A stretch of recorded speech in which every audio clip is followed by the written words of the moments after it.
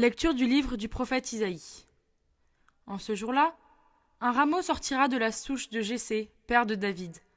Un rejeton jaillira de ses racines.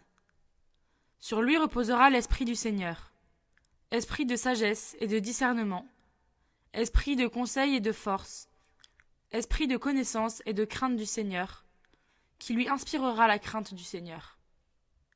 Il ne jugera pas sur l'apparence, il ne se prononcera pas sur des rumeurs. Il jugera les petits avec justice, avec droiture il se prononcera en faveur des humbles du pays.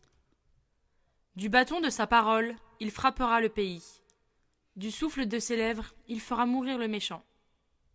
La justice est la ceinture de ses hanches, la fidélité est la ceinture de ses reins. Le loup habitera avec l'agneau, le léopard se couchera près du chevreau. Le veau et le lion seront nourris ensemble, un petit garçon les conduira. La vache et l'ours auront même pâture, leurs petits auront même gîte. Le lion, comme le bœuf, mangera du fourrage. Le nourrisson s'amusera sur le nid du cobra. Sur le trou de la vipère, l'enfant étendra la main. Il n'y aura plus de mal ni de corruption.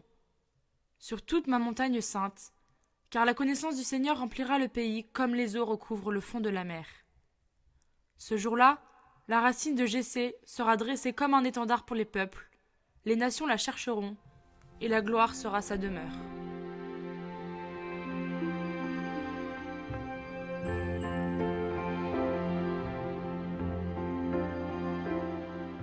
Évangile de Jésus-Christ selon saint Luc.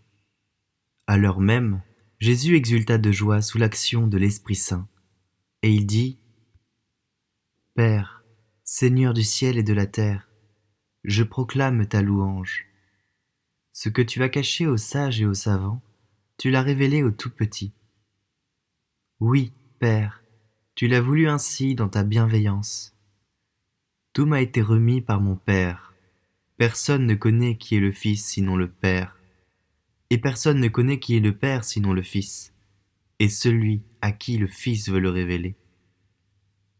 Puis il se tourna vers ses disciples, et leur dit en particulier : Heureux les yeux qui voient ce que vous voyez, car je vous le déclare, beaucoup de prophètes et de rois ont voulu voir ce que vous-même voyez, et ne l'ont pas vu, entendre ce que vous entendez, et ne l'ont pas entendu. Ô esprit de feu,